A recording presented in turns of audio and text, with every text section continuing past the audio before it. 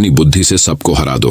बस 21 दिन में आपकी बुद्धि इतनी तेज हो जाएगी कि आप दूसरे लोगों को बोलने का मौका ही नहीं दोगे। बस आपको गौतम बुद्ध ने बताएं, इन आदतों को अपने जीवन में अपनाना होगा। तो चलिए जानते हैं उन आदतों के बारे में। गौतम बुद्ध की कहानियों के माध्यम से 10 आसान आदतें जो 21 दिन में आपको एक नया और बुद्धिमान इंसान बना देंगी।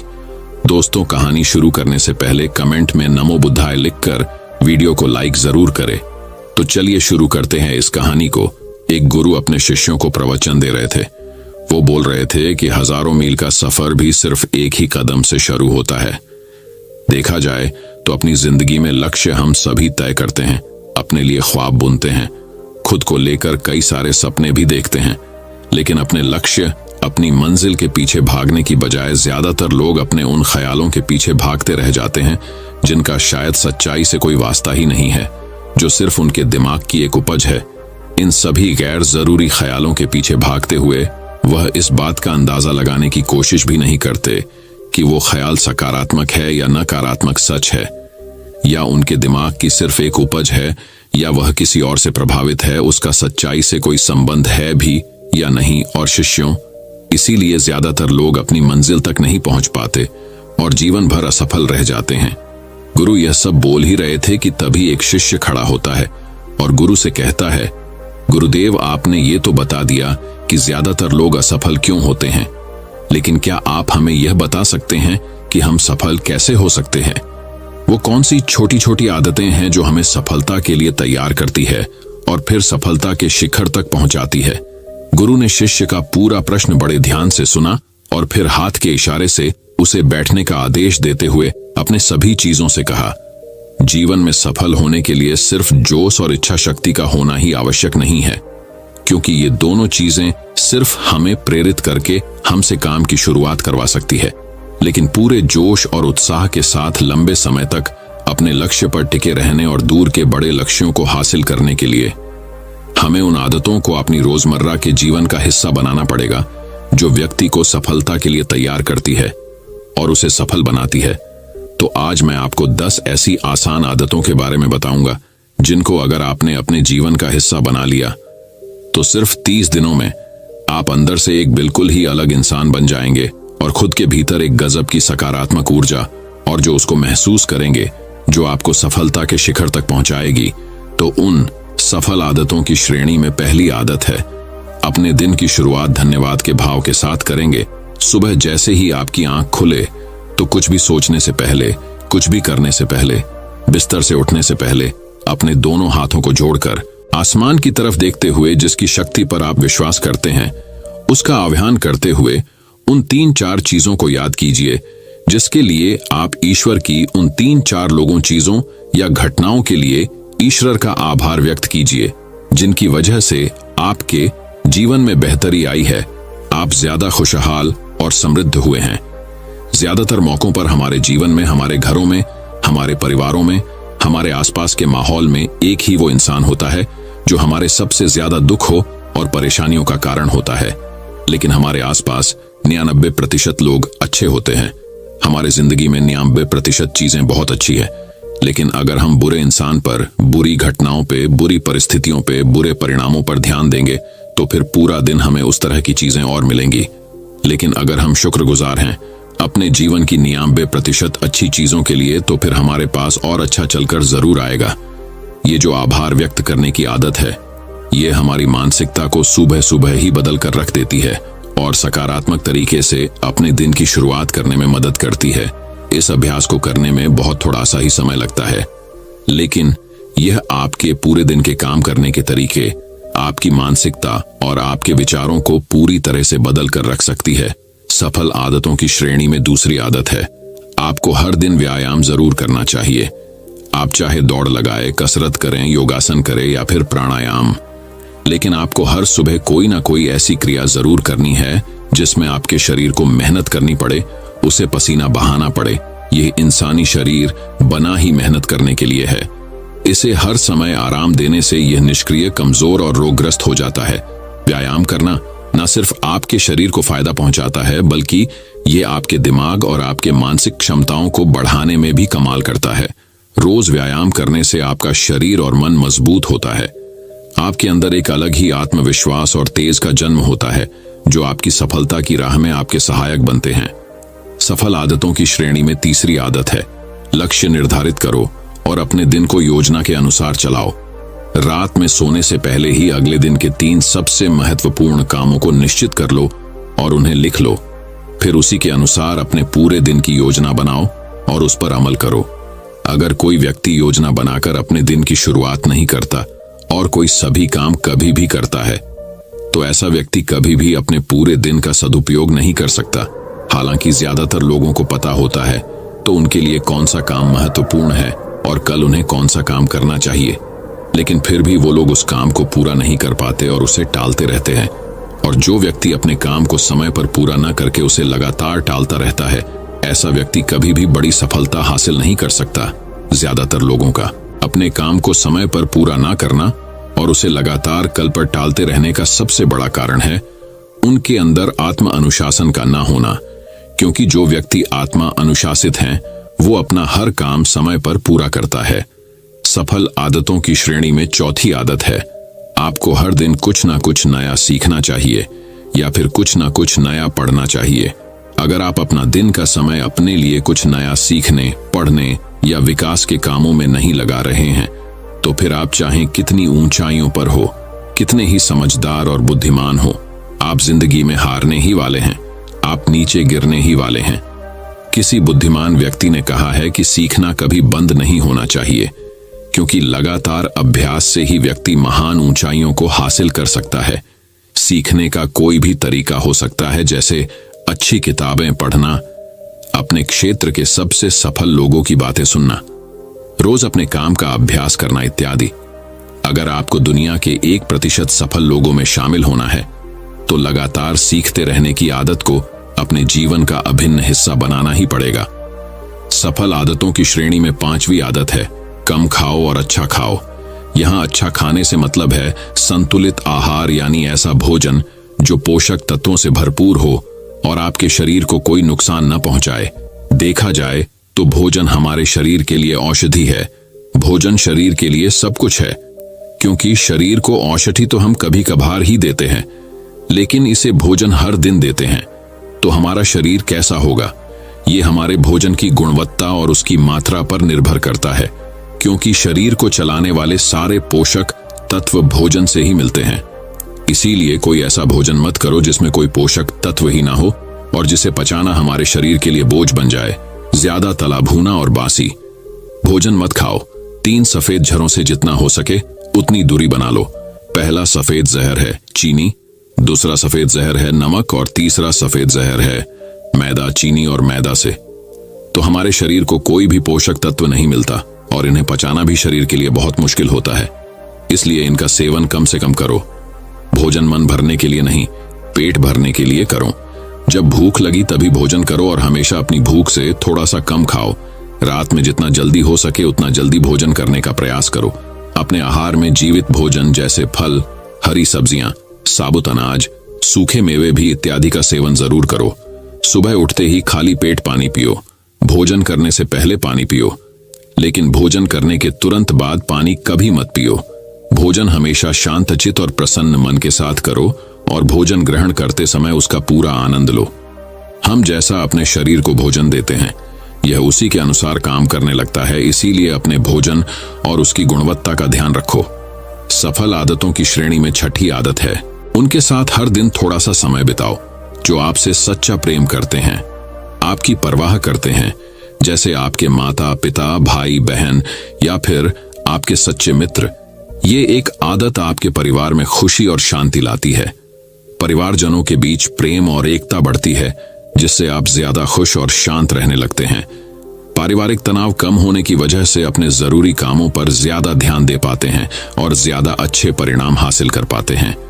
सफल आदतों की श्रेणी में 7वीं आदत है, हर दिन थोड़ा सा समय खुद के लिए भी निकाले और इस थोड़े से समय में आपके साथ कोई और नहीं होना चाहिए।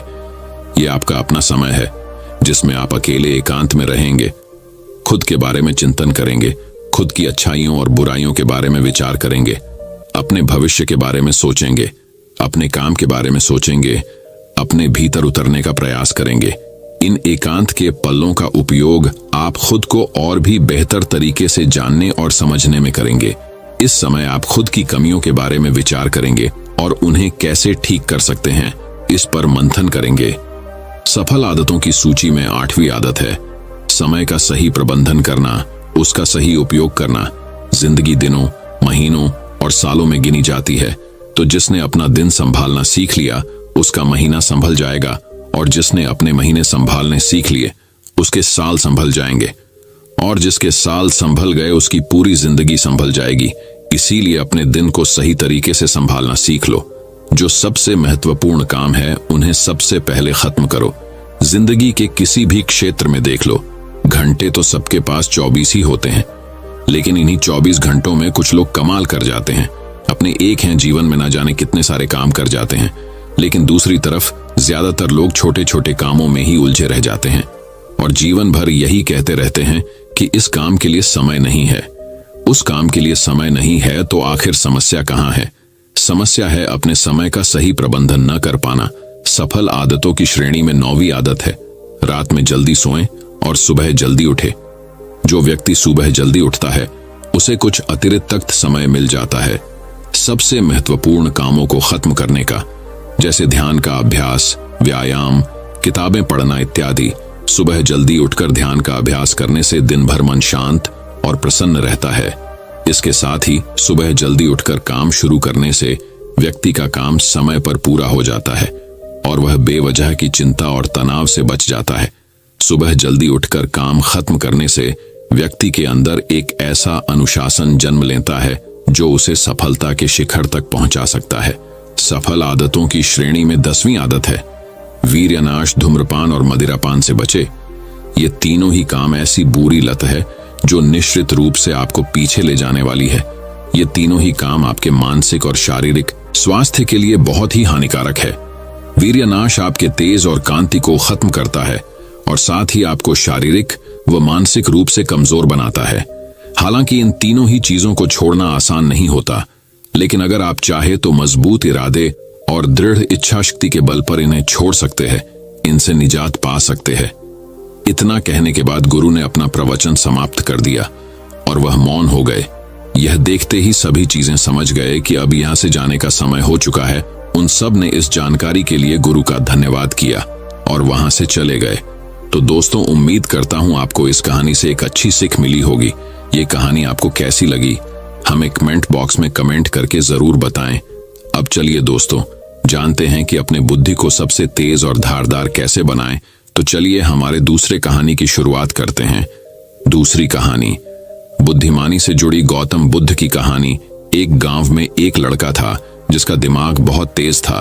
उसकी यह खासियत थी कि वह किसी भी चीज को बहुत ही आसानी और कम समय में सीख लेता था, जबकि उसी चीज को सीखने और समझने के लिए अन्य लोगों को काफी समय लग जाता था।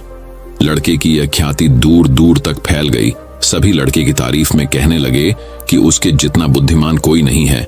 लड़का चित्रकारी, मूर्ति बनाना, गीत गाना जैसे अन्य कई चीजों को जानता था। अपनी प्रसिद्धि को बढ़ाने के लिए वह अन्य काम और चीजों को भी सीखने लगा। इस तरह से उसे अपनी बुद्धिमत्ता पर अहंकार हो गया, क्योंकि वह साधारण व्यक्ति होकर कई असाधारण काम भी आसानी से करने लगा था। एक दिन लड़के का सामना भगवान गौतम बुद्ध से हुआ। लड़के को खुद पर खूब अहंकार था और इस कारण उसे किसी से ईर्ष्या नहीं होती थी, क्योंकि वह खुद को ही श्रेष्ठ समझता था। लेकिन पहली बार उसे गौतम बुद्ध को देख ईर्ष्या हुई और वह अपनी तुलना बुद्ध के साथ करने लगता है। वह देखता है कि बुद्ध के पास भिक्षा मांगने के लिए एक कटोरा है और उसके पास अपार धन। बुद्ध ने साधारण वस्त्र धारण किए थे और उसके वस्त्र कीमती थे। बुद्ध नंगे पैर थे और वह नंगे पांव जमीन पर पैर भी नहीं रखता था। इस तरह से लड़का एक नहीं बल्कि कई चीजों से गौतम बुद्ध के साथ अपनी तुलना करने लगा। हर चीज से तुलना करने के बाद वह मन ही मन सोचता है कि आखिर मैं इस भिक्षु के साथ अपनी तुलना क्यों कर रहा हूं, जबकि इसका और मेरा जीवन बिल्कुल अलग है। वहां मौजूद सभी लोग गौतम बुद्ध का सम्मान कर रहे थे। लड़का सोचने लगा कि आखिर इनमें ऐसा क्या है जो मुझ में नहीं है, जिस कारण मेरे भीतर इनके प्रति ईर्ष्या पैदा हो गई। अपने मन में चल रही जिज्ञासा को शांत करने के लिए वह बुद्ध के पास जाता है तो आखिर वास्तव में कौन है बुद्धिमान? बुद्ध के पास जाकर वह कहता है, मैं इस गांव का सबसे बुद्धिमान व्यक्ति हूं और आप अपने आसपास जो भी देख रहे हैं मैं वह सब करना जानता हूं। मैं किसी भी कार्य को बहुत कम समय में सीख लेता हूं, इसलिए सभी लोग मेरा सम्मान करते हैं। लेकिन फिर भी आपको देख मेरे भीतर ईर्ष्या पैदा हो गई, इसलिए मैं जानना चाहता हूं कि आपकी उपलब्धि क्या है। सभी आपको इतना आदर सम्मान क्यों दे रहे हैं? लड़के के सवाल का जवाब देते हुए बुद्ध कहते हैं, मेरी कोई उपलब्धि नहीं है, लेकिन तुम कह सकते हो कि मेरी यही एक उपलब्धि है। बुद्ध लड़के से पूछते हैं, क्या तुम्हें निंदा अच्छी लगती है? लड़का कहता है कि भला किसे निंदा अच्छी लग सकती है?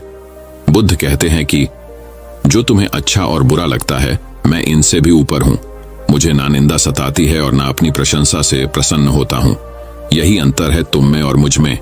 बुद्ध कहते हैं, तुमने सैकड़ों काम सीखे लेकिन सबसे जरूरी काम को सीखना भूल गए। लड़का पूछता है, कौन सा काम? अब इस प्रकार बुद्ध ने दिया बुद्धिमान होने का ज्ञान। बुद्ध कहते हैं कि क्या तुम्हें मन को नियंत्रण करना आता है? ये बात सुनकर लड़का समझ जाता है कि उसे बुद्ध से ईर्ष्या क्यों हुई। बुद्ध कहते हैं, जिसने संपूर्ण जगत जीत लिया लेकिन अपने मन को नहीं जीत पाया, उसने कुछ भी नहीं जीता।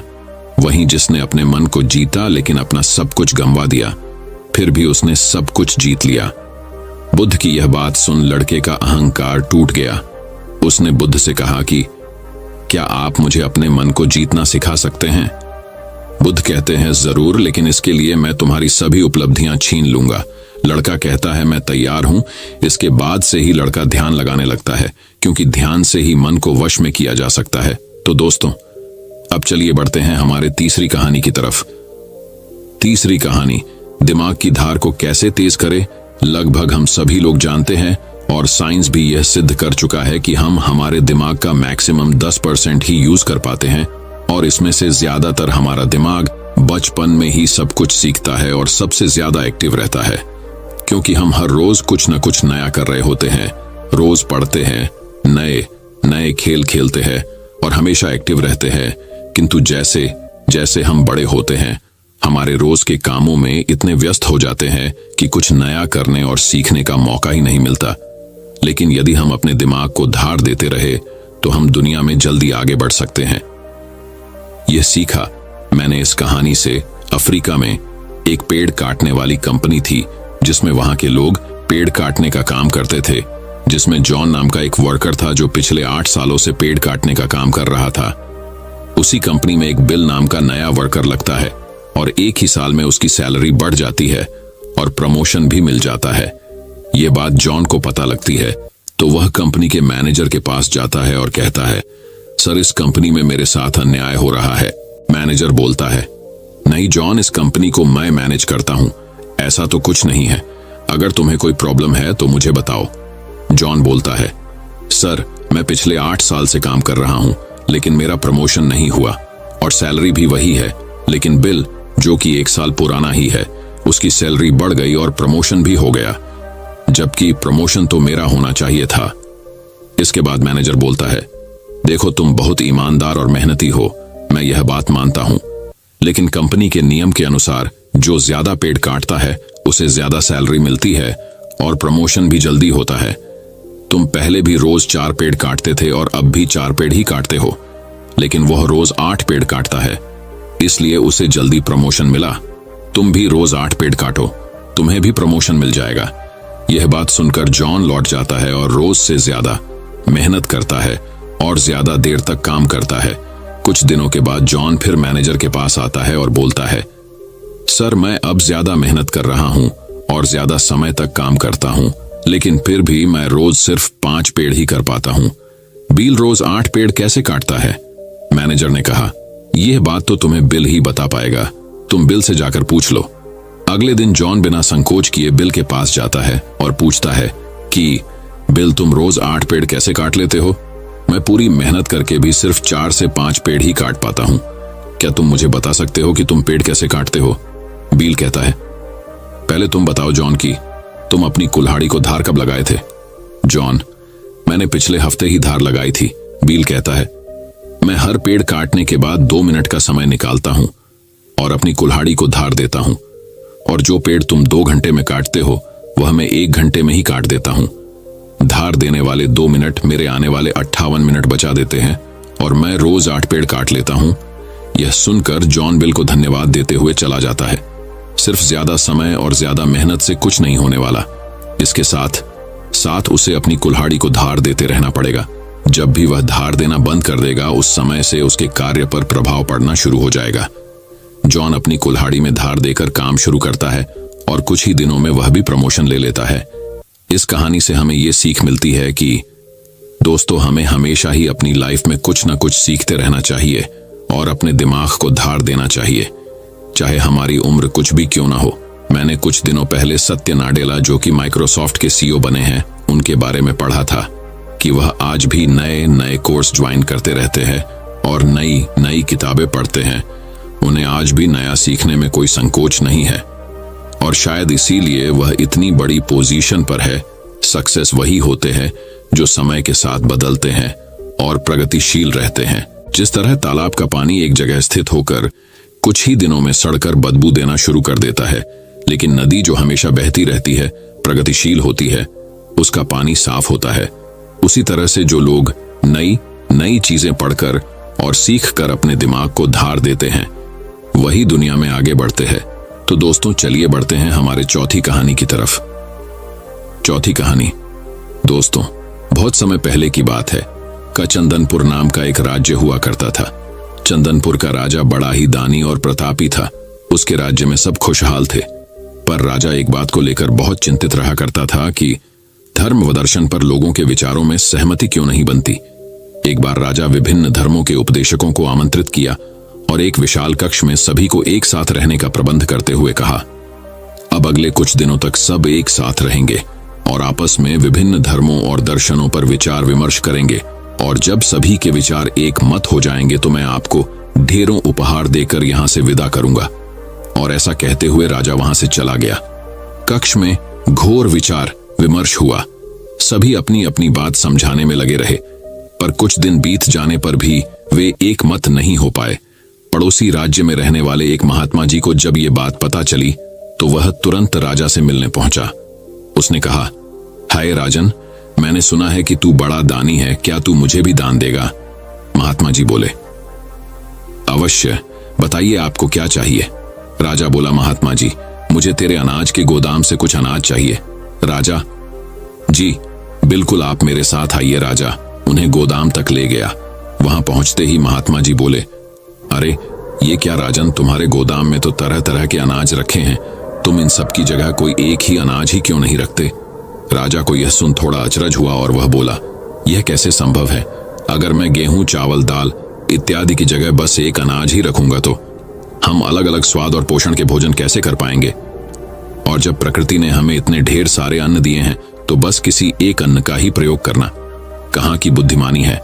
महात्मा बोले, बिल्कुल सही राजन, जब तुम विभिन्न अनाजों की उपयोगिता एक से नहीं बदल सकते तो भला विभिन्न धर्मों के विचारों और दर्शनों को एक कैसे कर सकते हो? सबकी अलग अलग उपयोगिता है और वे समय समय पर मनुष्य का मार्गदर्शन करते हैं। महात्मा जी ने अपनी बात पूरी करते ही राजा को अपनी गलती का एहसास हो गया और उसने कक्ष में बंद सभी उपदेशकों से क्षमा मांगते हुए उन्हें विदा कर दिया। दोस्तों, यदि पूरी मानव जाति बिल्कुल एक जैसा ही सोचती तो हम कभी इतनी प्रगति नहीं कर पाते। हमारे विचार ही हमें दूसरों से अलग बनाते हैं।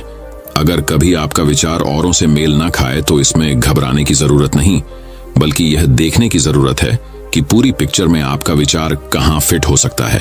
और दूसरी तरफ यदि किसी और का विचार अब से मेल ना खाए तो उस पर नाराज होने की बजाय ये समझने का प्रयास करना चाहिए कि उसकी सोच का कहां और कैसे यूज किया जा सकता है। तो अब दोस्तों, चलिए बढ़ते हैं हमारे 5वें कहानी की तरफ। 5वीं कहानी, एक बार की बात है, एक व्यापारी व्यापार करने के लिए विदेश गया हुआ था। वहां उसका कारोबार बहुत अच्छा चल रहा था। वह धन कमाने में इतना व्यस्त हो गया था कि उसे समय का भान ही न रहा। आखिर उसने एक दिन अपने घर लौटने का फैसला कर ही डाला और कमाया हुआ बहुत सारा धन लेकर घर के लिए चल पड़ा। जब घर पहुंचा तो रात हो चुकी थी। घर का मुख्य द्वार बंद था, लेकिन एक शयनकक्ष की खिड़की से रोशनी बाहर आ रही थी। उसने खिड़की में से अंदर झांक कर देखा। उसने जो देखा सहसा उसे विश्वास ही नहीं हुआ। उसे अपने पैरों के नीचे से जमीन खिसकती हुई प्रतीत होने लगी। उसने देखा कि शयन कक्ष में उसकी पत्नी के पास एक युवक भी लेटा हुआ है। ऐसी स्थिति में उसका अपनी पत्नी के चरित्र पर संदेह होना अस्वाभाविक नहीं था। व्यापारी ने विचार किया कि ऐसे घर में रहने का क्या औचित्य हो सकता है जहां ऐसी स्त्री हो। उसने फौरन निर्णय लिया कि पत्नी और उसके पास लेटे युवक को मारकर चुपचाप वापस निकल जाऊंगा और अलग घर बसाने का प्रयास करूंगा। तभी उसकी नजर शयन कक्ष की दीवार पड़ी जहां एक श्लोक लिखा था। उसने उस श्लोक को पढ़ा। श्लोक में लिखा था, सहसा विदधीत न क्रियाम विवेक परमापदाम पदम वृणुते ही विमृश्य कारणम गुण लुब्ध स्वयमेव संपद। अर्थात किसी कार्य को बिना विचारे एकाएक नहीं करना चाहिए, क्योंकि सोच विचार न करना बड़ी विपत्तियों का कारण है। जितनी भी प्रकार की संपत्तियां हैं, सोच समझकर कार्य करने वाले व्यक्तियों के गुणों से आकर्षित होकर स्वयं ही उसके पास आ जाती हैं, उसे समृद्ध कर देती हैं। यह पढ़ते ही व्यापारी ने अपना निर्णय बदल दिया और घर का दरवाजा खटखटाया।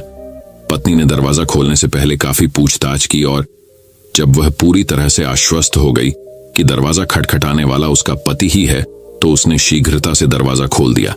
पति को देखकर पत्नी की प्रसन्नता की सीमा न रही। उसने फौरन युवक को भी जगाया और पति से कहा कि ये आपका पुत्र है, जो अब पूरे 20 वर्ष का हो गया है। 18 वर्ष पहले जब आप विदेश गए थे तो ये 2 साल का था। भावातिरेक में पिता की आंखों से आंसू बहने लगे। उसने पुत्र को हृदय से लगाकर प्यार किया। अब व्यापारी का संदेह खत्म हो चुका। दोस्तों में एक श्लोक के सार्थक संदेश ने न केवल उसे पुत्र हत्या होने के पाप से बचा लिया, अपितु उसकी गृहस्थी भी उजड़ने से बच गई। विमर्शकारिता अर्थात सोच समझकर कार्य करना व क्षिप्रकारिता अर्थात जल्दबाजी न करना महान गुण है। जीवन में भ्रांतियां अथवा समस्याएं उत्पन्न होना स्वाभाविक है। जब अचानक कोई भ्रांति उत्पन्न हो जाए अथवा समस्या आ खड़ी होती है तो हम घबरा जाते हैं और फौरन प्रतिक्रिया करते हैं। इससे कई बार समस्या सुधरने की बजाय और बिगड़ जाती है। अतः हमें कभी भी बिना पर्याप्त विमर्श किए कोई कार्य नहीं करना चाहिए।